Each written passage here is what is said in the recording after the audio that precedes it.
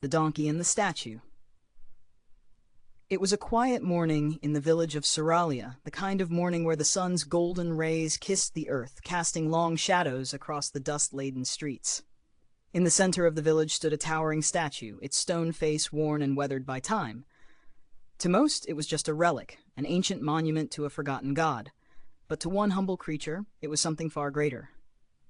Something sacred. Every morning, as the roosters crowed and the first villagers began to stir, a donkey named Orin would trot through the village square, his eyes fixed solely on the statue. The villagers would chuckle at him, shaking their heads in disbelief. "There goes Orin again," they would say, "worshipping that old stone thing like it's some kind of deity."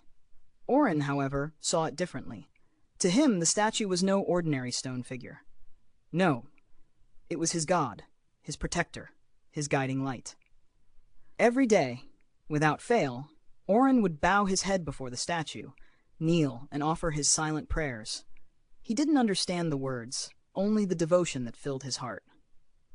The villagers had long since grown accustomed to this strange ritual, but over time, whispers began to circulate. Some said it was a sign of deep wisdom, an unspoken bond between beast and deity.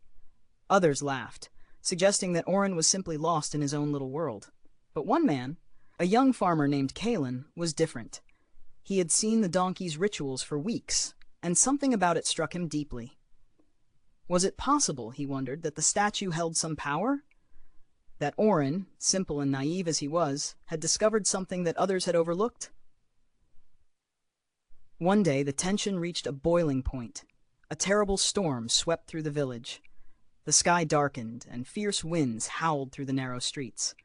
The villagers rushed to their homes, battening down the hatches, fearing the storm's wrath. Orin, however, didn't retreat. He stood there in the square, facing the statue, unfazed by the storm that threatened to tear everything apart. Kalen, heart racing, watched as the donkey remained resolute, his gaze never wavering from the statue. Something stirred in Kalen's chest. What if the statue could save them? What if Orin's faith was the key to their survival? As the storm raged on, Kalen, driven by a mixture of awe and desperation, approached Orin. "Please," he whispered, "show us the way. Show us what you see." With trembling hands, Kalen placed his palms on the cold stone of the statue, his breath shallow. The rain lashed against his face, but he refused to move. He believed. He wanted to believe. But the statue, unmoving and silent, offered no response. No crack of divine thunder, no surge of light. Just the same ancient stone it had always been. A sudden gust of wind tore through the square, knocking Kalen to the ground. Orin, startled, looked up. His eyes met the statue's, and for a moment, something changed. A flicker of realization passed over the donkey's face, an understanding that perhaps, after all this time, he had been mistaken. The statue, it seemed, was not a deity.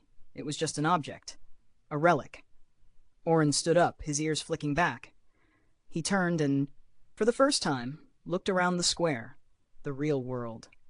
The storm was passing. The winds were calming. And in that moment, he understood that it was not the statue that held the power, but the strength of the creatures around it. His devotion had not been misplaced, but misdirected. As the storm cleared, the villagers emerged from their homes. They looked at Orin, who now stood tall, no longer bowing to the statue, but standing proudly in the center of the square. Kalen stood beside him, a smile on his face. Perhaps, Kalen thought to himself, it's not the statues we worship, but the strength we find in each other. And so the donkey and the villagers learned a valuable lesson. Faith, while powerful, must be placed in the right things. The world may be filled with symbols, but the true power lies in the strength of the heart. If you enjoyed this story, don't forget to like, share, and subscribe to help the channel grow. Your support means the world.